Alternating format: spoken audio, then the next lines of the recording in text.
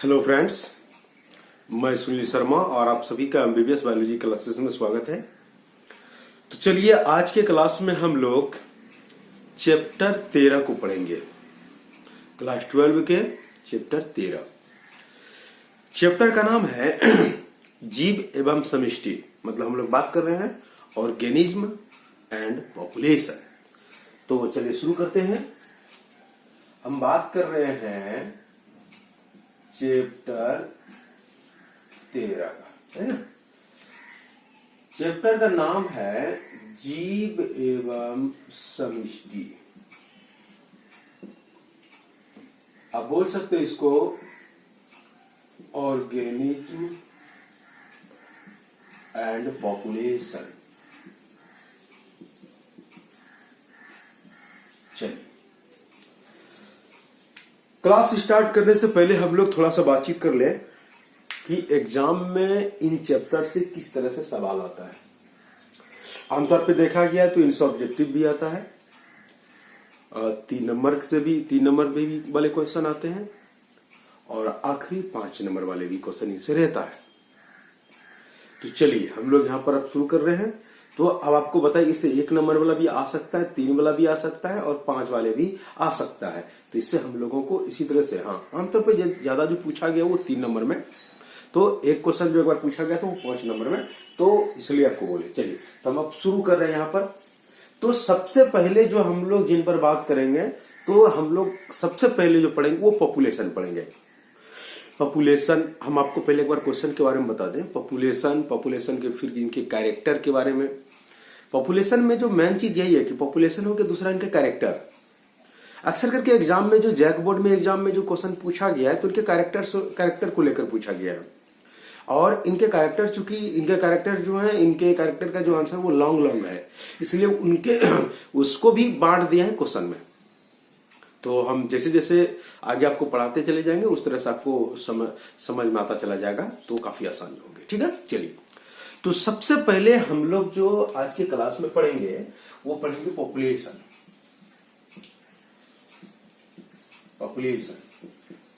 जिसको हम लोग समष्टि कहते हैं, या फिर उसको जनसंख्या बोल सकते हैं, कोई बड़ी चीज नहीं है। चलिए देखिए, तो आपको पूछा जाएगा कि समष्टि क्या है, इसके डिफिनेशन में हम लोग क्या बोलेंगे। जो बच्चे लिखना चाहते वो लिख भी सकते हैं, और हम साथ में बात कर रहे हैं तो उनमें उस दरमियान में आप आराम से लिख सकते हैं, कोई दिक्कत नहीं है। आपको बता दें कि इसमें जो चैप्टर 13 पूरा कंप्लीट आपको देंगे। जो भी इनसे क्वेश्चन है आपके जैक बोर्ड में पूछा जाएगा या बिहार बोर्ड में पूछा जाएगा, उनसे आपको मिल जाएगा। आराम से इसको पढ़िए, आपका तैयारी हो जाएगी। केवल एक बार वीडियो को देख लीजिए, आपका कंप्लीट बिंदास एकदम, कहीं कोई दिक्कत नहीं होगा। चलिए देखिए, तो सबसे पहले हम लोग पॉपुलेशन का डिफिनेशन को समझते। देखिए क्या कहते हैं। जब एक या एक से अधिक, जरा ध्यान दीजिए क्या बोल रहे हैं। जब एक या एक से अधिक जाति के जीवों का समुदाय, जरा ध्यान दीजिए क्या बोल रहे हैं। जब एक या एक से अधिक जाति के जीवों का समुदाय किसी निश्चित क्षेत्र एवं निश्चित समय में, किसी निश्चित क्षेत्र एवं निश्चित समय में वृद्धि करती है, तो उस क्षेत्र में उपस्थित जीवों की कुल संख्या को समष्टि या पॉपुलेशन कहते हैं। हम आपको एक बार फिर से इनके डिफिनेशन को रिपीट कर रहे हैं, जरा ध्यान दीजिए हम क्या कह रहे हैं। हम बोले आपको कि जब एक या एक से अधिक, ध्यान दीजिएगा, जब एक या एक से अधिक जाति के जीवों का समुदाय, जब एक या एक से अधिक जाति के जीवों का समुदाय एक निश्चित क्षेत्र एवं निश्चित समय में, एक निश्चित क्षेत्र एवं निश्चित समय में वृद्धि करती है, तो उस क्षेत्र में उपस्थित जीवों की कुल संख्या को पॉपुलेशन या तो फिर उसे समष्टि कहते हैं। ठीक है, चलिए समष्टि को आबादी भी कहते हैं, उसी को आप बोल सकते हैं। चलिए तो हम यहां पर समष्टि का जो डिफिनेशन आपको बताए, फिर इसके इसी डिफिनेशन से फिर इनका टाइप दोनों क्लियर हो जाएगा। आगे जो साइंटिस्ट जो है पॉपुलेशन को जो 2 भाग में बांटा, वो आगे आपका वो क्लियर हो जाएगा। केवल इनका पहला केवल पॉपुलेशन के डिफिनेशन से ही क्लियर हो जाएगा उनका दोनों। समझ पा रहे हैं क्या बोल रहे हैं हम। चलिए देखिए, तो हम आपको यहाँ पर पॉपुलेशन का डेफिनेशन आपको बता दिए। अब हम लोग आगे चलते हैं कि पॉपुलेशन जो है वो कितने प्रकार के होते हैं। ठीक है, तो कहते हैं कि पॉपुलेशन जो होते हैं वो दो प्रकार के, कितने प्रकार के, दो प्रकार के। तो पहला क्वेश्चन था पॉपुलेशन क्या, वो आपको हम बता दिए। तो अब जो दूसरा क्वेश्चन है वो क्या क्वेश्चन है कि पॉपुलेशन कितने प्रकार के होते हैं ना, मतलब हम लोग बोल रहे हैं कि टाइप ऑफ पॉपुलेशन, मतलब समष्टि के प्रकार, समष्टि के प्रकार। देखिए समष्टि जो होते हैं वो दो प्रकार के होते हैं ना,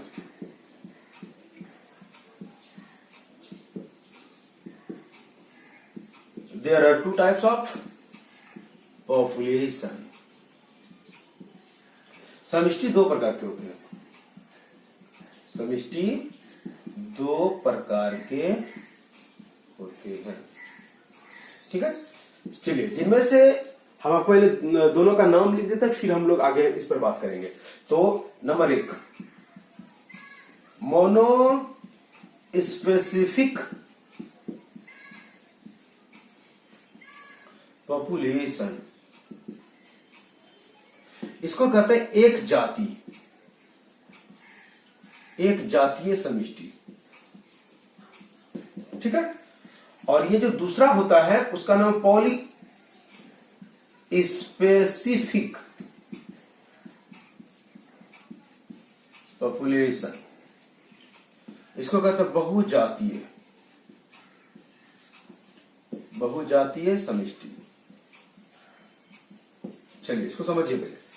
हम आपको बता दिए कि जो पॉपुलेशन होते हैं वो कितने प्रकार, तो दो प्रकार के होते हैं। कौन कौन, तो पहले इनको बोलने के लिए पहले सीख लीजिए। क्या बोले, मोनो स्पेसिफिक, क्या बोले, मोनो स्पेसिफिक पॉपुलेशन, उसी को हिंदी में कहते हैं एक जातीय समष्टि। और दूसरा का नाम है पॉली स्पेसिफिक पॉपुलेशन, मतलब बहुजातीय समष्टि। हम जब इनका मतलब करेंगे तो आपको एकदम आसानी से आप समझ पाएंगे इसको। चलिए हम लोग आपको बता दें कि पॉपुलेशन जो है वो कितने प्रकार के, तो बोले पॉपुलेशन दो प्रकार के होते हैं, एक मोनो स्पेसिफिक पॉपुलेशन और दूसरा क्या था, पॉली स्पेसिफिक पॉपुलेशन। ठीक है, तो अब हम लोग इसमें पढ़ेंगे मोनो स्पेसिफिक पॉपुलेशन को। ठीक है, चलिए देखिए, चलिए ध्यान दीजिए, हम लोग पहले यहां पर अब जो पढ़ेंगे वो क्या पढ़ेंगे, मोनो स्पेसिफिक पॉपुलेशन को। ठीक है,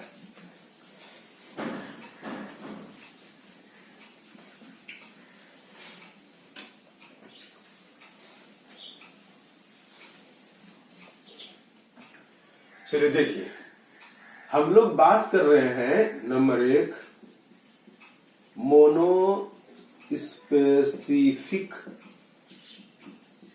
पॉपुलेशन। इसका हिंदी जो है वो सेम वही चीज है जो अंग्रेजी में लिखे हुए है, एक जातीय समष्टि। आइए समझते हैं इसको। हम लोग बचपन से पढ़ते आ रहे हैं मोनो, मोनो का मतलब होता है एक।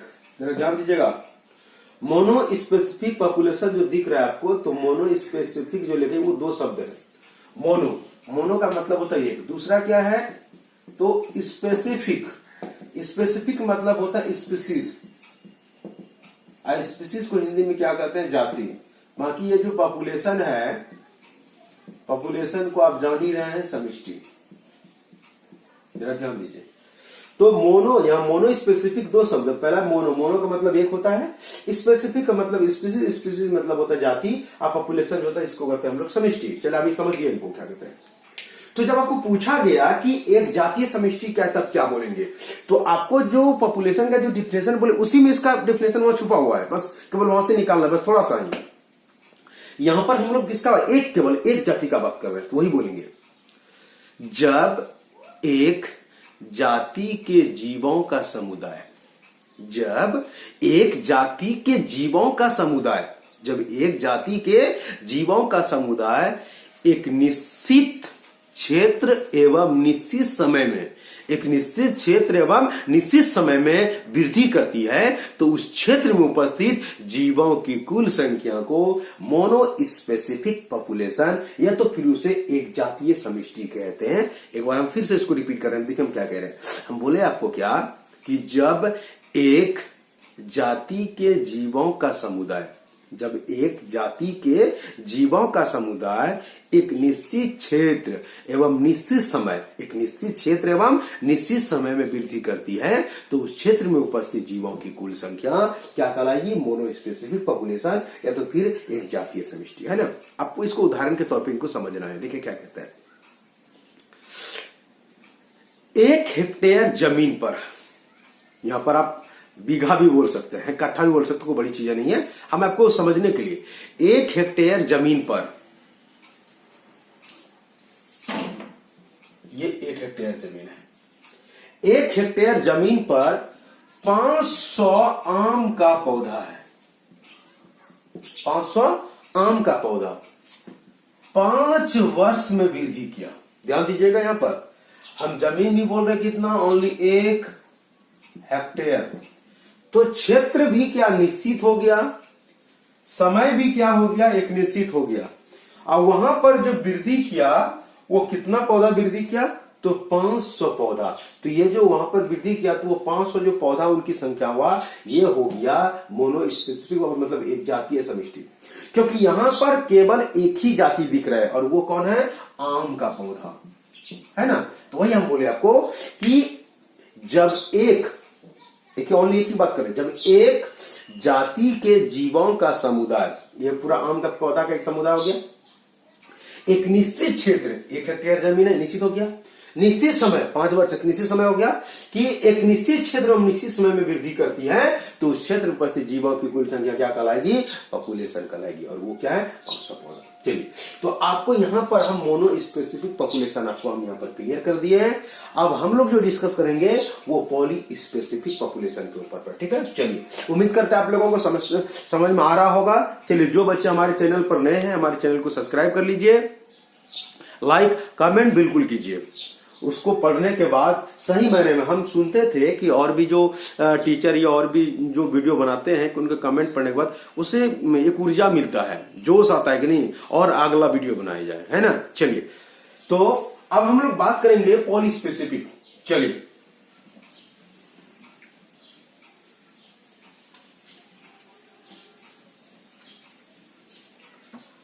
अब बात करते हैं दूसरा नंबर, क्या है? Poly specific population. Poly specific population, अब इसी को क्या बोले? तो बहुजातीय समष्टि। आइए, सेम टू सेम आपको बोले, जो इसका हिंदी वही यहां पर अर्थ है। देखिए, आपको पहले क्या बोले? पॉली का मतलब क्या होता है? बहुत। पॉली का मतलब क्या होता है? बहुत, है ना। दूसरा क्या है? स्पेसिफिक, जो आपको बोले थे स्पीसीज। स्पीसीज को हिंदी में क्या कहते हैं? जाति। और यहां पर पॉपुलेशन, पॉपुलेशन का अर्थ आपको बता चुके थे। पॉपुलेशन मतलब समष्टि। देखिए, पॉली मतलब तो बहुत सारा, है ना। देखिए, आप क्या बोलेंगे? जब एक से अधिक, देखिए हम लोग एक नहीं बोले, एक से अधिक बात कर रहे हैं। जब एक से अधिक जाति के जीवों का समुदाय, जब एक से अधिक जाति के जीवों का समुदाय एक निश्चित क्षेत्र एवं निश्चित समय में, जब एक से अधिक जाति के जीवों का समुदाय एक निश्चित क्षेत्र एवं निश्चित समय में वृद्धि करती है तो उस क्षेत्र में उपस्थित जीवों की कुल संख्या को पॉली स्पेसिफिक पॉपुलेशन या तो फिर उसे बहुजातीय समष्टि कहते हैं। अब इनको थोड़ा समझिएगा हम क्या कह रहे हैं। देखिए, एक निश्चित यहां पर जमीन ले लेते, 1 हेक्टेयर जमीन है।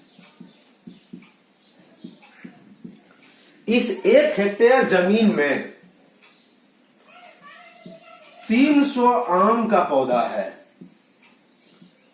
200 बबूल का और 100 नीम का। ध्यान दीजिएगा, 300 आम के पौधे, 200 बबूल और 100 नीम के पौधे। यहां पर वृद्धि करते। कितने साल में? तो 5 वर्ष में। अब जरा समझिए, जरा हम क्या बोले यहां पर, समय निश्चित हो गया, समय निश्चित हो गया, क्षेत्र निश्चित हो गया। यहां पर कितने जाति के जीव है? केवल आम है? नहीं। केवल बबूल है? नहीं। केवल नीम है? नहीं। तो ये एक से ज्यादा जाति है, यहां पर आम भी है, बबूल भी, नीम भी है, मतलब एक से ज्यादा जाति है। तो वही बोले आपको कि जब एक से अधिक आम, बबूल, नीम एक से अधिक है, जब एक से अधिक जाति के जीवों का समुदाय, ये अपना आम का एक समुदाय, बबूल का एक समुदाय, नीम का एक समुदाय, बोले जब एक से अधिक जाति के जीवों का समुदाय एक निश्चित क्षेत्र एवं निश्चित समय में वृद्धि करती है, तो उस क्षेत्र में उपस्थित जीवों की कुल संख्या क्या कहलाएगा? पॉली स्पेसिफिक पॉपुलेशन या बहुजातीय समष्टि कहलाएगी। ठीक है, चलिए, तो आपको हम यहां पर पॉली स्पेसिफिक पॉपुलेशन भी आपको हम समझा चुके हैं। अब यहां पर कुछ छोटा छोटा क्वेश्चन होगा जिनको हम डील करना चाहेंगे, क्योंकि वो आपके एग्जाम में पूछा जाता है। उसके बाद फिर हम इनके नीचे आके कैरेक्टर को फिर पढ़ेंगे। ठीक है, चलिए देखिए, तो आप यहां पर समझ पा रहे हैं, उम्मीद करते हैं आपको क्लियर समझ में आ रहा होगा। चलिए,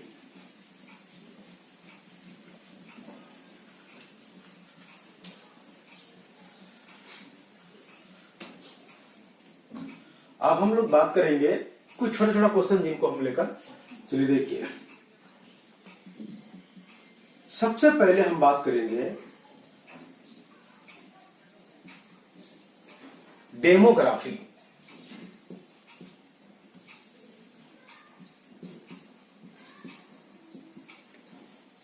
आइए हम बात करेंगे पहले डेमोग्राफी। एग्जाम में इसको पूछा गया, ऑब्जेक्टिव में इंपॉर्टेंट है, तो इसको आपको जानना चाहिए। देखिए, डेमोग्राफी आपको पूछा गया कि डेमोग्राफी है, तब क्या बोलेंगे? जरा ध्यान दीजिए, डेमोग्राफी में आप बोलेंगे कि डेमोग्राफी तो क्या बोलेंगे? समष्टि के अध्ययन। अब जनसंख्या बोल सकते हैं, समष्टि बोल सकते हैं, जनसंख्या बोल सकते हैं, पॉपुलेशन बोल सकते हैं, आबादी बोल सकते हैं, एक ही चीज है। जनसंख्या के अध्ययन को कहा जाता है डेमोग्राफी। किनके अध्ययन को? तो जनसंख्या या समष्टि के अध्ययन को क्या कहते हैं? डेमोग्राफी। आप इनको इंटर स्तरीय स्टूडेंट होने के नाते आप इस तरह लिख सकते हैं, जीव विज्ञान की वह शाखा, ध्यान दीजिए, जीव विज्ञान की वह शाखा जिसके अंतर्गत जनसंख्या के बारे में अध्ययन किया जाता है, पॉपुलेशन के बारे में अध्ययन किया जाता है, उसे कहा जाता है डेमोग्राफी, या दूसरी को क्या कहते हैं? डेमोग्राफी। हम क्या बोले आपको पूछा जाएगा डेमोग्राफी क्या बोलेंगे? जीव विज्ञान की वह शाखा जिसके अंतर्गत, जीव विज्ञान की वह शाखा जिसके अंतर्गत समष्टि या तो फिर जनसंख्या के बारे में अध्ययन किया जाता है, उसे डेमोग्राफी कहते हैं। ठीक है, चलिए, तो आपको हम डेमोग्राफी आपको बता दिए कि जनसंख्या, एक लाइन में अगर बोलना चाहेंगे तो जनसंख्या के अध्ययन को डेमोग्राफी कहते हैं। ठीक है, चलिए, ये अब इसी जगह यहां पर एक छोटा सा सवाल आता है। क्या सवाल आता है? कि विश्व जनसंख्या दिवस, मतलब विश्व आबादी दिवस, विश्व समष्टि दिवस, जो बोल सकते हैं, कहते हैं विश्व जनसंख्या दिवस कब मनाया जाता है? विश्व जनसंख्या दिवस, क्या दीजिए, सवाल दिया आपको, विश्व जनसंख्या दिवस, खूब पूछा है इसको एग्जाम में। तो कहते हैं विश्व जनसंख्या दिवस जो है वो 11 जुलाई को, कब मनाया जाता है? वो 11 जुलाई। आपको पूछा गया कि विश्व जनसंख्या दिवस कब मनाया जाता है? क्या बोलेंगे? 11 जुलाई को विश्व जनसंख्या दिवस मनाई जाती है। इनसे रिलेटेड है, आपको बता दिए। तीसरा क्वेश्चन, एक सवाल आता है, उम्मीद करते हैं हम आपको ये जब चैप्टर 3 पढ़ाएंगे तो वहां पर, सॉरी चैप्टर 4 जब पढ़ाएंगे वहां पर इस पर हम बात किए होंगे, मतलब जनन स्वास्थ्य में। जब तो देखिए, ये सवाल ये पूछता है, कहता है कि भारत में परिवार नियोजन, कहते भारत में परिवार नियोजन कार्यक्रम कब से प्रारंभ किया गया था? भारत में फैमिली प्लानिंग प्रोग्राम जो है वो कब से शुरू किया था? परिवार नियोजन कार्यक्रम कब से प्रारंभ किया गया था? तो कहता है कि भारत में परिवार नियोजन कार्यक्रम 1951 से शुरू किया गया था। मतलब ये परिवार नियोजन, ये फैमिली प्लानिंग का जो है, मतलब ये हम लोग सुनते हैं कि हम दो हमारे दो, अब तो कर दिया हम दो हमारे एक, मतलब ताकि इनसे पॉपुलेशन जो है वो कम हो, जिनसे क्या होगा कि अपने देश जो है एक समृद्धि के साथ जी पाए।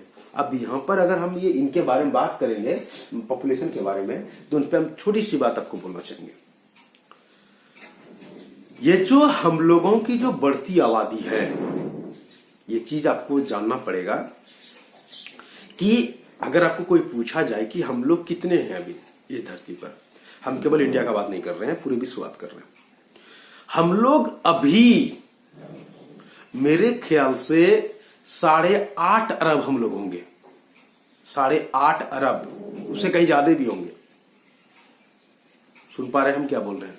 8.5 अरब। अब आपको हम बताते हैं कि पूरे विश्व में जनसंख्या मानव की कितना, 8.5 अरब। और आपको ये बता दें कि हम लोगों की बढ़ती आबादी ही हम लोग, ये जो अभी जो बीमारियां तरह तरह के जो आ रही हैं, वो हम लोगों की बढ़ती आबादी है। ये जान लीजिए, किसी भी तरह का अगर बीमारी अभी आ रही है तो उसका जिम्मेदार मानव है और कोई नहीं। तो इस पर सरकार बहुत सारे क्या कहते हैं, उस समय परिवार नियोजन कार्यक्रम, मतलब 2 से ज्यादा ना हो, 1 से ज्यादा ना हो, ऐसा एक कार्यक्रम बनाया, प्रोग्राम बताया, लेकिन यहाँ सुनने वाला कोई नहीं है ना। क्या करते हैं, कोई दिक्कत नहीं, वो दीवार में चिपका रहेगा, बोलेंगे, बस हो गया, कोई मतलब ही नहीं है उनका। तो इनसे क्या बढ़ती आबादी बढ़ रहा है, तो इनसे क्या होता है कि आबादी बढ़ने से हम लोगों को भोजन की आवश्यकता होती है, जिसकी पूर्ति हो नहीं रही है। तो उसमें हम लोग क्या कर रहे हैं, पौधे के साथ साथ जीव जंतुओं को भी काट काट के उनको क्या कर रहे हैं, खा रहे हैं। तो वही जो जीव जंतुओं को जो काट काट में जो हम खा रहे हैं, तो जीवों के अंदर में और भी बहुत सारे छोटे छोटे सूक्ष्म जीव रहते हैं, जो क्या हुआ कि एक जीव से दूसरे जीव, दूसरे तीसरे जीव, इस तरह से फैलती जा रही है और एक तरह की बीमारियां हैं। ये समझ में आ रहा है? चलिए, तो हम लोग यहाँ पर आपको बता, डेमोग्राफी बता दिए, विश्व जनसंख्या दिवस बता दिए, परिवार नियोजन कार्यक्रम 1951। चलिए अब हम लोग यहां से आगे बढ़ते हैं। चलिए अब हम लोग पढ़ेंगे समष्टि के विशेषताएं को, है ना। चलिए देखिए,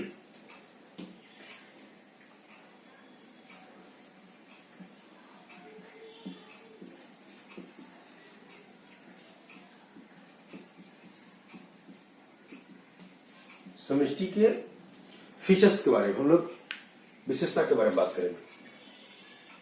तो इनमें हम लोग इनके जो इंपॉर्टेंट सब, जो इनकी जो विशेषता है, उनको हम लोग पहले पढ़ेंगे, फिर आगे चलकर हम आपको इनकी विशेषताएं हैं, लेकिन उनको हम क्या करेंगे, क्वेश्चन वाइज करके दे देंगे, ताकि आपको उसमें जिस तरह से एग्जाम में क्वेश्चन आता है उस तरह से आपको समझ में आए। ठीक है, चलिए देखिए, तो हम लोग सबसे पहले पढ़ेंगे पॉपुलेशन डेंसिटी,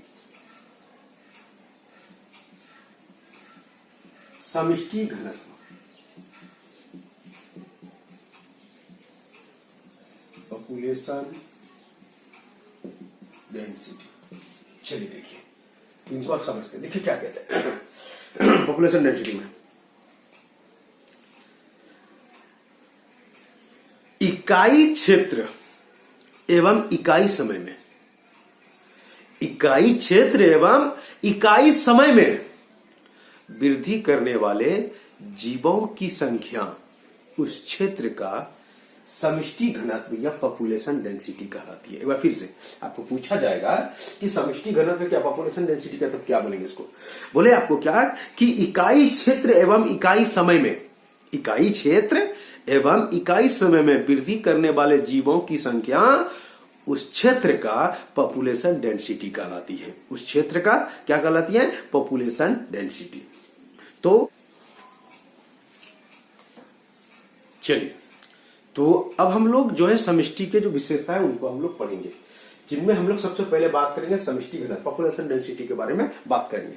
तो पॉपुलेशन डेंसिटी में क्या बोले, जरा ध्यान दीजिए। कहते हैं इकाई क्षेत्र एवं इकाई समय में, इकाई क्षेत्र एवं इकाई समय में वृद्धि करने वाले जीवों की संख्या उस क्षेत्र का पॉपुलेशन डेंसिटी या समष्टि घनत्व कहलाती है। और फिर से आपको पूछा जाएगा कि पॉपुलेशन डेंसिटी क्या है, तो क्या बोले, बोले इकाई क्षेत्र एवं इकाई समय में, इकाई क्षेत्र एवं इकाई समय में वृद्धि करने वाले जीवों की संख्या उस क्षेत्र का पॉपुलेशन डेंसिटी या समष्टि घनत्व कहलाती है। ध्यान दीजिए जरा, कहता है कि समष्टि घनत्व बराबर, समष्टि घनत्व बराबर क्या होता है, तो जीवों की संख्या, जीवों की संख्या बटे क्या हो जाएगा, क्षेत्र। वो इकाई जो क्षेत्र था वो क्षेत्र हो जाएगा। ठीक है, चलिए, तो समष्टि घनत्व बराबर जीवों की संख्या बटे क्या, क्षेत्र। चलिए, अगला जो इनका है, दूसरा जो मुख्य विशेषता जो है वो क्या है, तो बर्थ रेट, इसी को कहता है नेटालिटी, है ना। मतलब बात कर रहे हैं हम जन्म दर का। चलिए ध्यान दीजिए। अब बर्थ रेट को पहले समझते हैं कि बर्थ रेट क्या होता है। बर्थ रेट में क्या बोलेंगे, किसी समुदाय में निर्धारित समय के अंदर, किसी समुदाय में निर्धारित समय के अंदर जन्म लेने वाले जीवों की संख्या को क्या कहा जाता है, उस क्षेत्र का बर्थ रेट या नेटालिटी या तो फिर उसे जन्म दर कहते हैं। वह फिर से हम बोले आपको क्या कि आपको पूछा जाएगा कि बर्थ रेट या नेटालिटी या तो जन्म दर क्या, तो क्या बोलेंगे आपको डेफिनेशन में, हम बोले आपको क्या, किसी समुदाय में निश्चित समय के अंदर, किसी समुदाय में एक निश्चित समय में, या तो उसको निर्धारित समय बोल सकते हैं, किसी समुदाय में निर्धारित समय के अंदर जन्म लेने वाले जीवों की संख्या उस समुदाय का यानी उस क्षेत्र का बर्थ रेट या तो फिर उसे नेटालिटी या जन्म दर कहते हैं। तो कहता है कि जन्म दर बराबर क्या होता है, जन्म लेने वाले जीवों की संख्या बटे निर्धारित समय। ठीक है। चलिए, तो आपको यहां पर इनके जो इंपॉर्टेंट जो कैरेक्टरिस्टिक्स होते हैं, मतलब इनकी जो फीचर्स होती है, विशेषता है, वो आपको बात कर रहे हैं। पहला समष्टि घनत्व हो गया, दूसरा बर्थ रेट हो गया, अब तीसरा क्या बोलेंगे तो मोर्टालिटी मतलब डेथ रेट, अब तीसरा इस जगह फिर दिक्कत होगा, इसको मिटा लेते हैं। ठीक है, आप इसके शॉट ले सकते हैं। चलिए, अब हम लोग बात करेंगे किसका,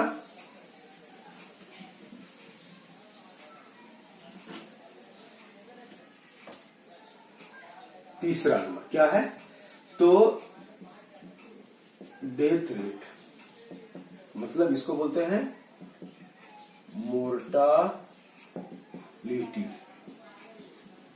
मृत्यु दर। चलिए समझते हैं मृत्यु दर में क्या बोलेंगे, जरा देखिए। कहता है कि वही किसी समुदाय के अंदर, मतलब किसी समुदाय में निर्धारित समय के अंदर, किसी समुदाय में निर्धारित समय के अंदर मरने वाले जीवों की संख्या को उस समुदाय का या उस क्षेत्र का क्या कहलाएगा, डेथ रेट या तो फिर उसे मोर्टालिटी कहते हैं। फिर से पूछा जाएगा आपको कि बताइए कि डेथ रेट क्या है, मोर्टालिटी क्या है, क्या बोले आपको क्या डेफिनेशन में, किसी समुदाय के अंदर, किसी समुदाय में निर्धारित समय के अंदर, किसी समुदाय में निर्धारित समय के अंदर मरने वाले जीवों की संख्या उस क्षेत्र का या उस समुदाय का क्या कहलाता है, मृत्यु दर या मोर्टालिटी या डेथ रेट कहते हैं, है ना। कहता है कि मृत्यु दर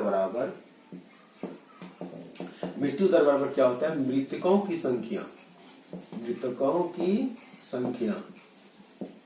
बटे निर्धारित समय। चलिए, तो यहां पर हम लोग यहाँ पर क्या कहते हैं, पॉपुलेशन डेंसिटी को पढ़ चुके हैं, फिर हम लोग नेटालिटी को मतलब बर्थ रेट को पढ़ चुके हैं, तीसरा हम लोग डेथ रेट पढ़ चुके हैं, मोर्टालिटी पढ़ चुके हैं। अब हम लोग जो बात करने वाले हैं वो इसके अगले मतलब चौथे पार्ट को है ना, जिसको हम लोग एज स्ट्रक्चर या तो फिर एज डिस्ट्रीब्यूशन के नाम से जानते हैं। तो हम लोग बात करेंगे एज स्ट्रक्चर, मतलब इसी को कहते हैं आयु संरचना। चलिए, अब इनको हम लोग पढ़ेंगे चौथा नंबर में एज स्ट्रक्चर को। तो एज स्ट्रक्चर में हम क्या कहते हैं, जरा इनको समझिएगा। कहता है कि पर्यावरण में उपस्थित जो विभिन्न प्रकार के जो जीव होते हैं, पर्यावरण में उपस्थित जो भिन्न प्रकार के जो जीव होते हैं, उसके आयु का अनुपात अलग अलग होते हैं। उसके जो जीवन में मतलब उसकी जो लाइफ जो होती है, उसकी जो एज होती है, उस एज का जो अनुपात जो वो अलग अलग होते हैं।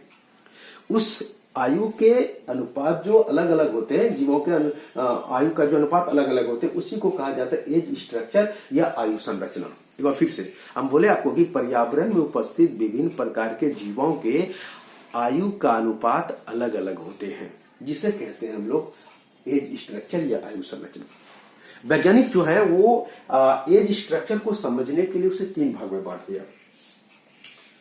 3 भाग में बांटा। Number 1,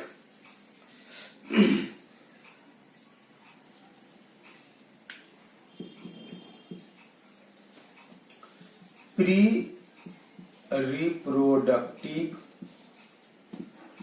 as. एज यहां लिखते तो भी ठीक है, नहीं तो कोई दिक्कत नहीं है। मतलब इसको बोल सकते हैं जनन पूर्व एज, बोल सकते हैं इसको जनन पूर्व का बात कर रहे हैं। दूसरा बी नंबर रिप्रोडक्टिव,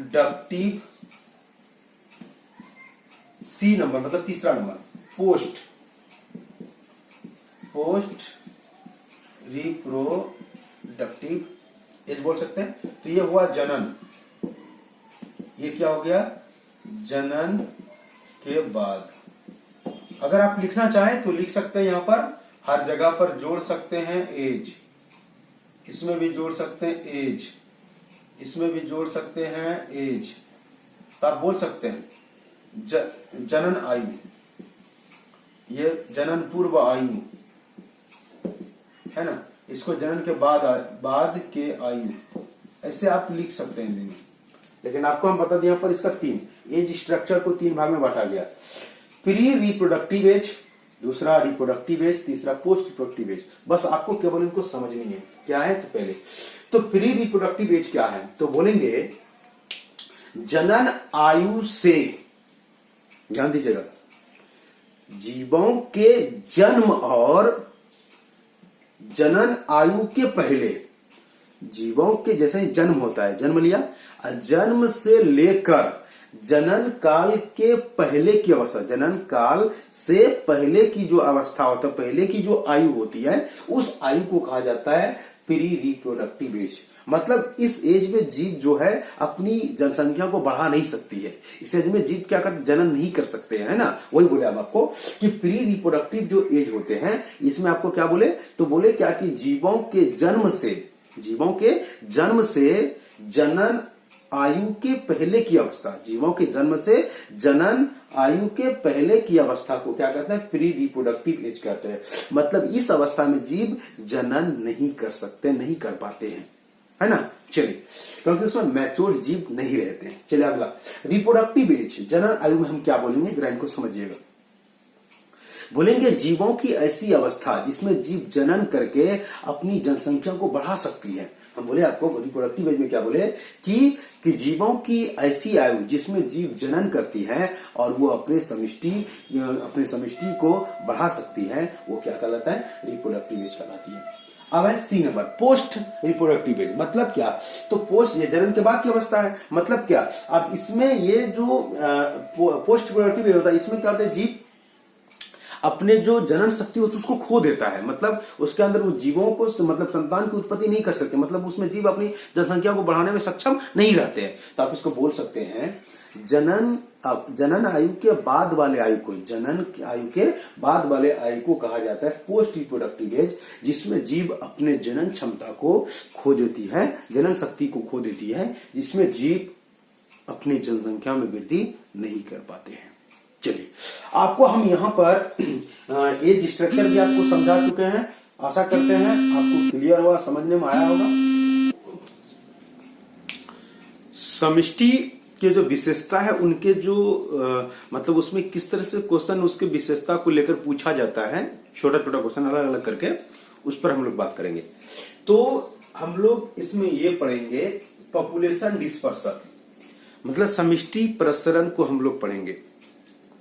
तो एग्जाम में किस तरह से आएगा ये, तो सबसे पहले सवाल आएगा कि समष्टि प्रसरण क्या है, इसके प्रकार को बताइए। सवाल रहता है ये कि समष्टि प्रसरण क्या है और इसके प्रकार को बताइए। चलिए, क्योंकि ये थोड़ा लॉन्ग है तो 3 नंबर में इसको पूछा जा सकता है, इसलिए इनको हम अलग करके पढ़ा रहे हैं, उनके साथ नहीं, अलग करके, ताकि आपको आसानी से आपको समझ में आए। ठीक है, देखिए, तो हम लोग जब इनको समझ रहे हैं तो क्या बोले हम आपको क्वेश्चन में कि समष्टि प्रसरण, इसी को कहते हैं पॉपुलेशन डिस्पर्सल। Population dispersal. चलिए देखिए, तो हम लोग समष्टि प्रसरण को समझते, देखिए क्या कहता है समष्टि प्रसरण में। ऐसे प्रसरण का मतलब क्या होता है कि फैलना। आमतौर पे जो समझते हैं कि प्रसरण मतलब फैलना, प्रसरण बोलिए, प्रकीर्णन बोलिए ना, मतलब फैलने की बात कर रहे हैं। तो समष्टि जो हर जगह पर मतलब जो फैल गए हैं, इसी के बारे में हम लोग बात कर रहे हैं। तो क्या बोले, जब कोई जीव या उसका समूह, जब कोई जीव या उसका समूह अपने मूल आवास को छोड़कर दूसरे स्थान चले जाते हैं, अपने मूल आवास को छोड़कर दूसरे स्थान चले जाते हैं, तो उसे कहा जाता है समष्टि प्रसरण या पॉपुलेशन डिस्पर्सल कहते हैं। वही हम बोल रहे थे आपको कि पूछा जाएगा आपको कि पॉपुलेशन डिस्पर्सल या समष्टि प्रसरण क्या है। तो क्या बोले इसको परिभाषा में, जब कोई जीव या उसका समूह, एक हो सकता है, एक से अधिक मतलब ग्रुप भी हो सकता है, जब कोई जीव या उसका समूह अपने मूल आवास को छोड़कर दूसरे स्थान को चले जाते हैं, तो उसे कहा जाता है समष्टि प्रसरण या पॉपुलेशन डिस्पर्सल। ठीक है, चलिए अब आपको बता दें, जो पॉपुलेशन जो डिस्पर्सल होते हैं, इनको समझने के लिए 3 भाग में बांटा गया। मतलब यू बोले तो पॉपुलेशन डिस्पर्सल 3 प्रकार के होते हैं। कितने प्रकार के?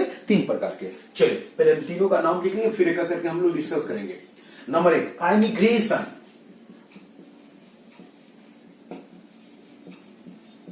आइमिग्रेशन, इसको हिंदी में कहते हैं आगमन, या तो फिर अप्रवासन बोल सकते हैं।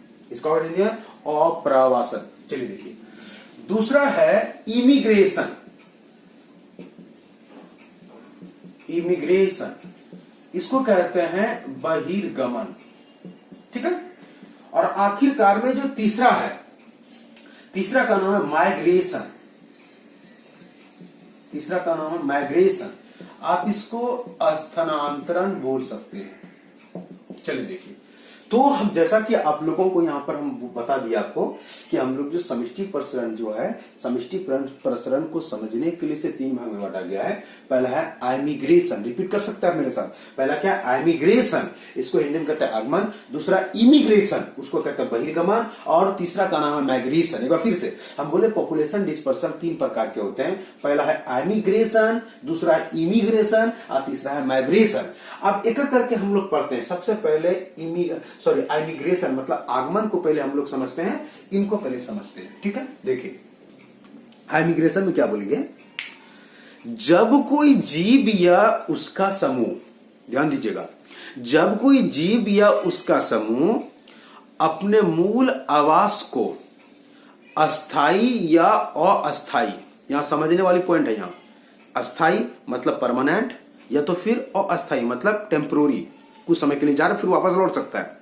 तो यहां पर दोनों बात कह रहे हैं। जब कोई जीव या उसका समूह अस्थाई या अस्थाई रूप से अपने मूल आवास को छोड़कर आवास के लिए दूसरे स्थान को जाते हैं, दूसरे स्थान को जाते हैं, तो उसे कहा जाता है आइमिग्रेशन, या तो फिर उसे कहा जाता है हिंदी में आगमन। एक बार फिर से इसको समझिए, हम क्या कह रहे हैं।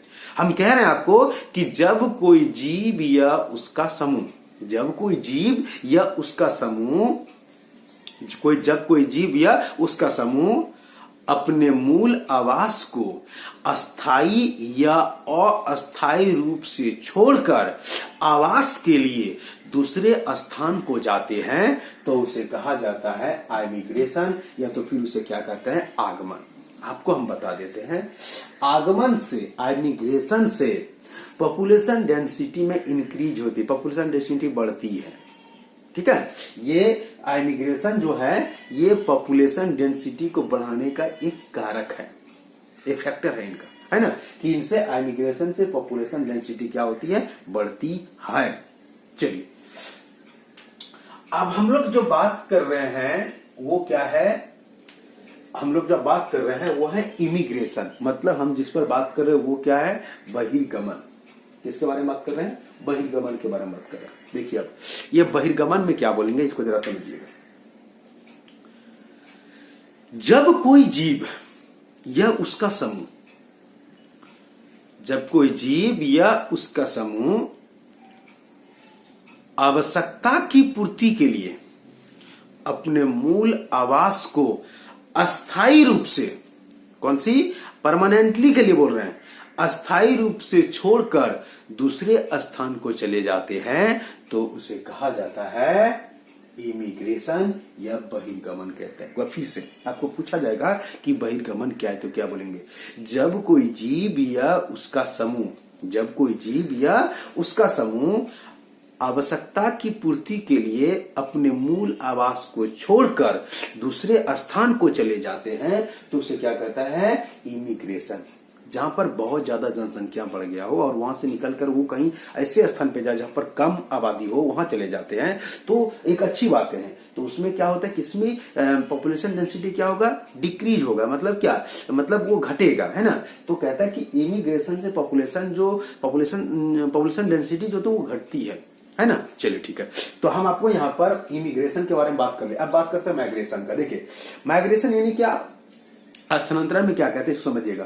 कहते हैं जब कोई जीव या उसका समूह अपने मूल आवास को अस्थायी रूप से, कौन रूप से, अस्थायी मतलब टेम्पोररी रूप से छोड़कर किसी दूसरे स्थान को चले जाते हैं, किसी दूसरे स्थान को चले जाते हैं, कुछ समय के बाद पुनः वह अपने आवास को लौट जाते हैं तो उसे कहा जाता है माइग्रेशन। हम बोले आपको क्या, जब कोई जीव या उसका समूह अपने मूल आवास को अस्थायी रूप से छोड़कर दूसरे स्थान चले जाते हैं और कुछ समय बाद वो सब जीव लौटकर, मतलब पुनः लौटकर अपने मूल आवास पर पहुंच जाती है तो उसे कहा जाता है माइग्रेशन, मतलब उसे कहते हैं स्थानांतरण। चलिए, तो हम आपको यहाँ पर ये जो सवाल था कि समष्टि प्रसरण क्या है, फिर इसके प्रकार को बताइए, इस तरह आप इनको लिख देंगे तो आपको 3 नंबर आएगा। चलिए कोशिश करते हैं आपको ये समझ में आया हो। आप हम क्या कहते हैं, आप चाहे तो क्वेश्चन आंसर लिख सकते हैं, कैसे रिपीट करके। साथ साथ अगर चाहते हैं कि नहीं नोट चाहिए तो आप हमें इस नंबर पर कांटेक्ट करें। मेरा व्हाट्सएप नंबर भी है 9631910123। इस नंबर पर आप कांटेक्ट करके जो है आप पीडीएफ में जो है अपने नोट्स प्राप्त कर सकते हैं। चलिए इस नंबर को आप लोग नोट कर सकते हैं।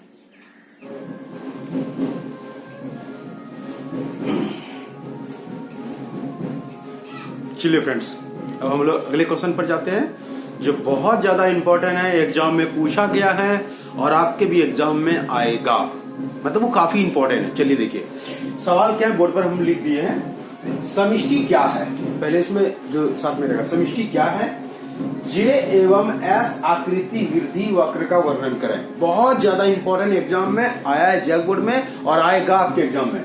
समष्टि क्या है, जे एवं एस आकृति वृद्धि वक्र का वर्णन करें। बहुत ज्यादा इंपॉर्टेंट, 5 नंबर में एग्जाम में आता है। ठीक है, चलिए तो हम सबसे पहले जो मेरा सवाल है समष्टि क्या, समष्टि को पहले डिफाइन करते हैं, फिर आगे हम लोग बढ़ते हैं ना।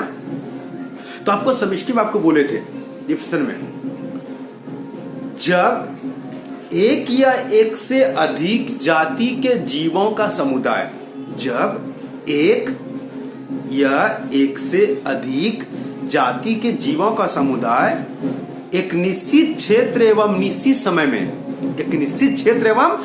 समय में वृद्धि करती है तो उस क्षेत्र में उपस्थित जीवों की कुल संख्या को समष्टि या फिर उसे पॉपुलेशन कहते हैं। आपको बता दिए, तो समष्टि आपका क्लियर हो गया। अब हम लोग जो बात करने वाले आगे की जे और एस, आपको बता रहे जे आकृति वृद्धि वक्र और एस आकृति वृद्धि वक्र के बारे में बात करने है ना।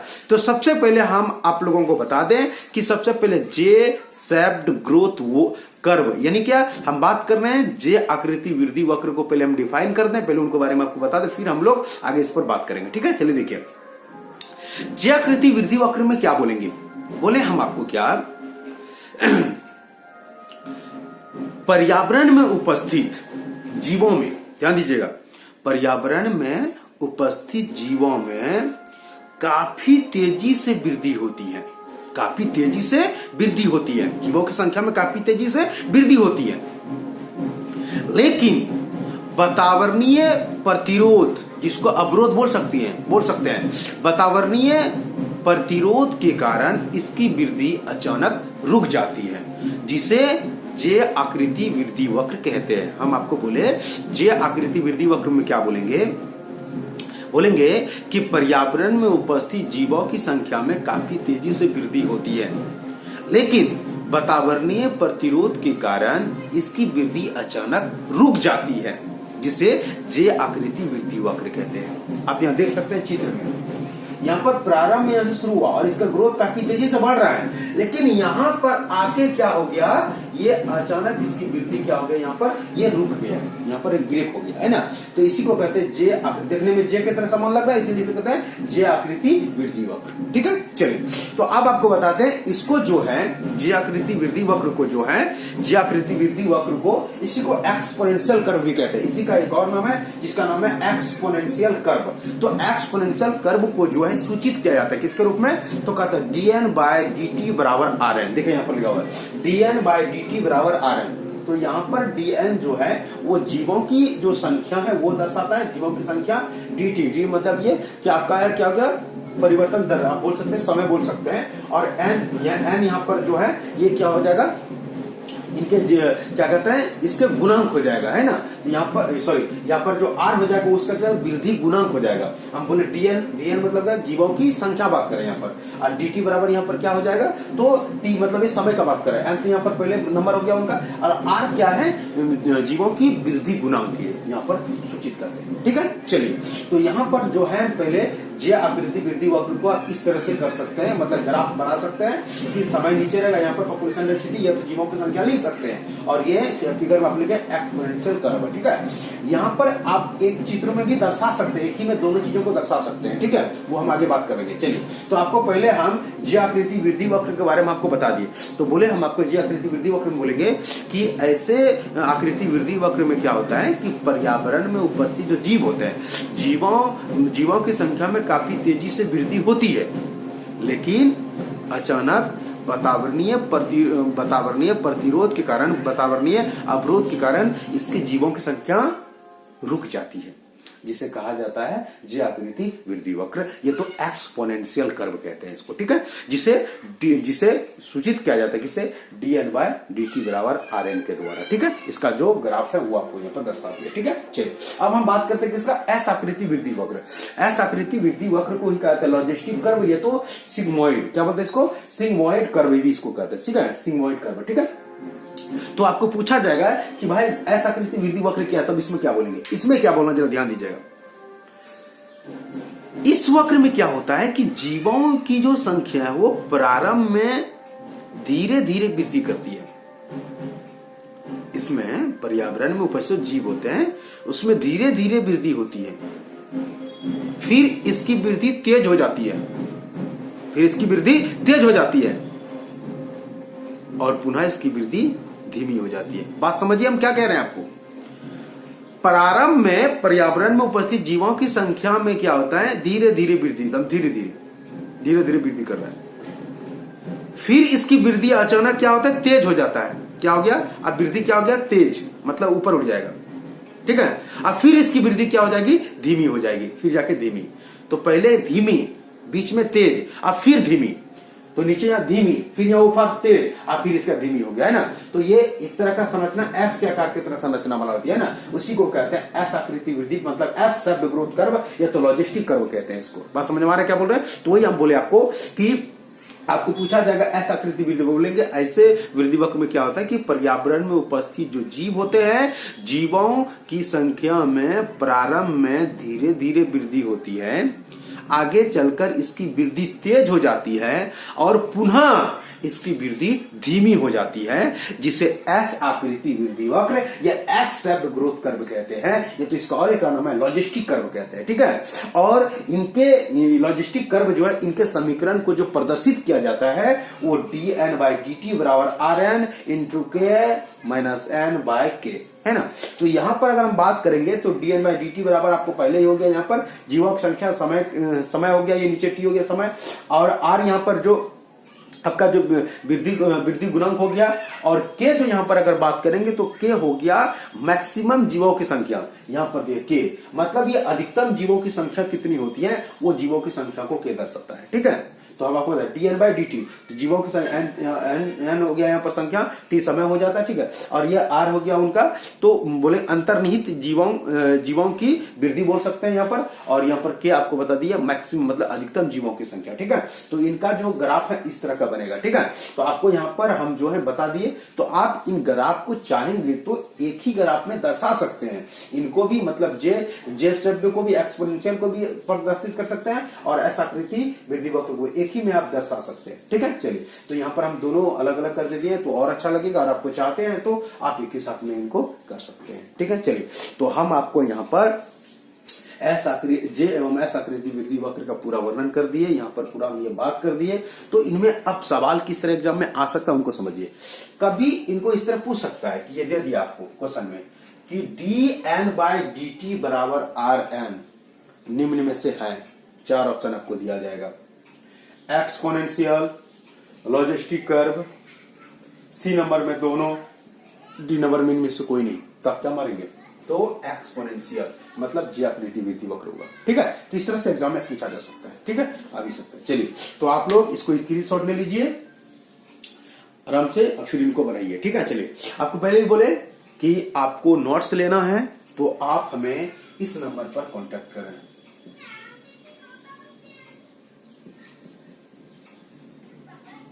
आपको व्हाट्सएप, ये व्हाट्सएप नंबर है मेरा, कॉलिंग नंबर भी है, आप इससे कांटेक्ट कर सकते हैं। फिर आपको हम यहां से आपको हम आराम से आपको ये जो है पीडीएफ में आपको मिल सकता है, ठीक।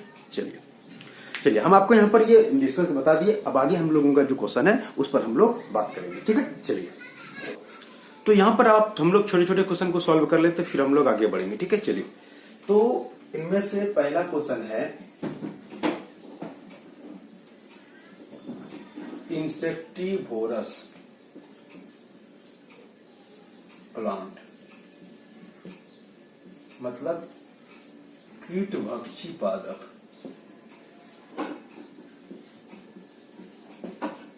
चलिए देखिए, एग्जाम में पूछा जाता है कीटभक्षी पादप क्या है, तो इसको क्या बोलेंगे जरा इनको समझिएगा। कीटभक्षी पादप ऐसी पादप जो नाइट्रोजन की प्राप्ति के लिए कीट पतंग को खा जाते हैं। ध्यान दीजिए क्या बोल रहे हैं, बोले क्या ऐसी पादप जो नाइट्रोजन की प्राप्ति के लिए, नाइट्रोजन को प्राप्त करने के लिए कीट पतंग को खा जाते हैं, उसे इंसेक्टिवोरस प्लांट या तो फिर उसे कीटभक्षी पादप कहते हैं। फिर से हम बोले आपको क्या, ऐसी पौधा जो नाइट्रोजन की प्राप्ति के लिए कीट पतंग को खा जाते हैं उसे कीटभक्षी पादप कहते हैं। और ऐसे पौधे लवण वाले मृदा में पाई जाती है। ऐसे वाले पौधे कहां मिलेंगे, तो लवणीय क्षेत्र में पाया जाएगा, मतलब जहां पर जिस मिट्टी में लवण की मात्रा अधिक होती है ऐसे ही मिट्टी में पाई जाती है, ठीक है। चलिए, तो हम आपको बता दें इंसेक्टिवोरस प्लांट क्या बोले, बोले ऐसी पौधा जो नाइट्रोजन की प्राप्ति के लिए कीट पतंग को खा जाते हैं उसे इंसेक्टिवोरस प्लांट कहते हैं। और ऐसे पौधे कहां पर रहते हैं, तो ऐसे पौधे लवणीय मृदा में पाई जाती है। यहां पर आपको 2 क्वेश्चन ऑब्जेक्टिव में रहता। पहला, कीटभक्षी पादप किसकी प्राप्ति के लिए कीट पतंग को खाते हैं, तो नाइट्रोजन किस तरह के मृदा में पाई जाती है, लवणीय वाले मृदा में। चलिए, हो गया। अब इनके एग्जाम्पल को, तो एग्जाम्पल में क्या आपको इसका क्वेश्चन नहीं आता है एग्जाम में, क्या आता है एग्जाम में कि 5 कीटभक्षी पादप का नाम बताइए और 2 नंबर लूट लीजिए। 5 कीटभक्षी पादप का नाम बताइए, सवाल ही रहता है कि 5 कीटभक्षी पादप का नाम बताइए, 5 कीटभक्षी पादप का नाम एग्जाम में पूछा जाता है कि 5 कीटभक्षी पादप का नाम बताइए। तो आपको हम बताते हैं, पहला आप घटपर्णी बोल सकते हैं, ड्रोसेरा, यूट्रिक्यूलेरिया, डायोनिया, है ना, वाटर व्हील प्लांट, है ना। तो ये सब पौधे जो है कीटभक्षी पादप है। क्या क्या, तो नंबर 1 घटपर्णी, दूसरा ड्रोसेरा, तीसरा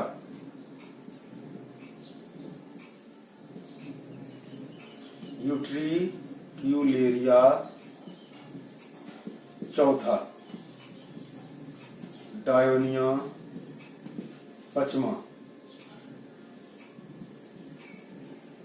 वाटर व्हील पादप। ये 5 कीटभक्षी पादप है। पहला क्या बोले, घटपर्णी, Drosera, utricularia, dionaea, water wheel पादप। ये 5 कीटभक्षी पादप का नाम है, आप लिख सकते हैं। मेरे साथ रिपीट भी कर सकते हैं। क्या बोले? घटपर्णी, है ना, drosera, utricularia, dionaea, water wheel plant, है ना। तो ये जो पौधे हैं ये सबके सब कीटवक्षी पादप है। ठीक है, चलिए, तो आपको इसमें 5 कीटवक्षी पादप आता है लिखने के लिए, इंपॉर्टेंट एग्जाम में आता है और ये आएगा। ये तो है, ऐतो के अंदर आता है, तो वही बोले घटपर्णी, ड्रोसेरा, यूट्रिक्यूलेरिया, डायोनिया और वाटर व्हील प्लांट। ठीक है, चलिए, अब हम लोग जो बात करने वाले हैं, अगला जो छोटी छोटी जो क्वेश्चन आते हैं उस पर हम बात करेंगे। इसमें जो ज्यादा जो पूछा जाता है, पूछा गया है पैरासिटिज्म का, थोड़ा हम बात कर लेते हैं। हम परजीविता के बारे में बात कर रहे हैं, पैरासिटिज्म इसको। फिर हम एक और टॉपिक पे बात करेंगे सिम्बायोसिस के ऊपर, मतलब तो सहजीविता के बारे में, है ना, सहजीवी के बारे में बात, सिम्बायोटिक जिसको बोलते हैं ना, हम सहजीविता के बारे में बात करेंगे। चलिए देखिए, अब हम लोग जो छोटा सा क्वेश्चन में बात करेंगे वो ये क्या है, तो परजीविता हम बात कर रहे हैं, पैरासिटिज्म। देखिए परजीविता, तो परजीविता को समझने से पहले हमको परजीवी समझना पड़ेगा कि परजीवी क्या होता है। ध्यान दीजिएगा, परजीवी में हम क्या बोलेंगे इसको समझिएगा। ऐसी जीव जो अपना भोजन जिंदा जीवों से प्राप्त करती है, ऐसी जीव जो अपना भोजन जिंदा जीवों से प्राप्त करती है उसे परजीवी कहते हैं। जीवित से जो प्राप्त करे उसे परजीवी, और जो मरे हुए चीजों से प्राप्त करते उसे मृतोपजीवी। ध्यान दीजिएगा, बोला ऐसे जीव जो अपना भोजन ऐसी जीव जो अपना भोजन जिंदा जीवों से प्राप्त करती है, जिंदा चीजों से प्राप्त करती है, उसे परजीवी कहते हैं। और दोनों जीवों की इस संबंध को कहा जाता है परजीविता, पैरासिटिज्म कहते हैं। उदाहरण के तौर पर विकसित पौधे के ऊपर अमरबेल रहता है, जैसे बैर के, बबूल के, तो ये सब विकसित पौधा है। आज के ऊपर पे कौन है? तो अमरबेल, है ना। तो अमरबेल क्या है? जीवित है, और वो किनसे? जीवित पौधा से ले रहा है, मतलब क्या? एक जिंदा चीजों से प्राप्त करता है, तो वो क्या हो गया? पैरासिटिज्म। इसी तरह हमारे अंदर भी मानव में एक बीमारी होता है, उसका नाम है एस्केरियासिस। तो हमारे अंदर जो एस्केरियासिस जो बीमारी जो होती है वो एस्केरिज लम्ब्रिक्वाइड नामक जो है कृमि के द्वारा होती है। तो जो एस्केरिज है, हम जिंदा है और हमसे वो अपना भोजन लेता है ना। तो हमारे और उस कृमि मतलब एस्केरिज के बीच का जो रिलेशनशिप है, वो रिलेशनशिप ये है पैरासिटिज्म, मतलब परजीविता का है ना। इसमें क्या होता है? एक जीव को लाभ होता है और दूसरे जीव को हानि पहुंचती है, मतलब एक जीव को लाभ हो रहा है तो हमको क्या हो रहा है? हानि, यही होती है। ठीक है, चलिए, तो पैरासिटिज्म हो गया, आपको बता दिए। दूसरा सहजीविता, मतलब इसी को कहते हैं सिम्बायोसिस। हम बात करें सिम्बायोसिस यानी सहजीविता का। तो सहजीविता समझते पहले क्या कहते हैं? सहजीवी क्या है? बोलेंगे दो जीवों का ऐसा संबंध जो एक दूसरे को बिना हानि पहुंचाए एक दूसरे पर लाभान्वित रहती है। दो जीवों का ऐसा संबंध जिसमें एक दूसरे को बिना हानि पहुंचाए एक दूसरे पर लाभान्वित रहती है, सहजीवी या तो फिर सिम्बायोटिक कहलाती है, सहजीवी कहलाती है। ध्यान दीजिए, जब दो जीव एक दूसरे को बिना हानि पहुंचाए एक दूसरे पर लाभान्वित रहती है तो उसे कहते हैं सहजीवी, और वो दोनों जीवों के ऐसे संबंध को कहा जाता है सहजीविता, सिम्बायोसिस। इस तरह का किसमें संबंध रहता है? तो इस तरह का संबंध रहता है दलहनी पौधे और राइजोबियम बैक्टीरिया में, है ना। दलहनी का पौधा, जो दलहन वाले पौधे जैसे चना हो गया, मटर हो गया, अरहर हो गया, है ना, मूंग हो गया, इस सब के जड़ के गांठ में जो है इसमें एक बैक्टीरिया रहता है जिसका नाम है राइजोबियम बैक्टीरिया, है ना। ये राइजोबियम बैक्टीरिया जो है ये क्या करता है कि मिट्टी, ये राइजोबियम क्या करता है? ये रहता है कहां? ये नीचे मिट्टी में। ये बेचारा क्या करता है? राइजोबियम नाइट्रोजन जो रहता है उस नाइट्रोजन को नाइट्रेट में बदलकर मिट्टी में रख देता है और उसको फिर पौधा लेता है, क्योंकि पौधा डायरेक्ट नाइट्रोजन नहीं ले सकता है, तो इसीलिए तो ये बेचारा इसको लाभ दे रहा है, और ये पौधा इनको क्या लाभ दे रहा है? तो ये इनको रहने के लिए घर दे रहा है, मतलब रहने के लिए अपने अंदर में जगह दे रहा है, और ये बेचारा इनको लाभ दे रहा है। तो दोनों एक दूसरे को लाभान्वित है। हानि कोई नया राइजोबियम इसको हानि पहुंचा रहा है, ना पौधा इसको हानि पहुंचा रहा है। लेकिन पैरासिटिज्म में क्या हो रहा है? एक जीव दूसरे जीव को हानि पहुंचा रही है ना। चलिए, ये हो गया। तो ये है सहजीविता। इसका और एक एग्जाम्पल है माइकोराइजा।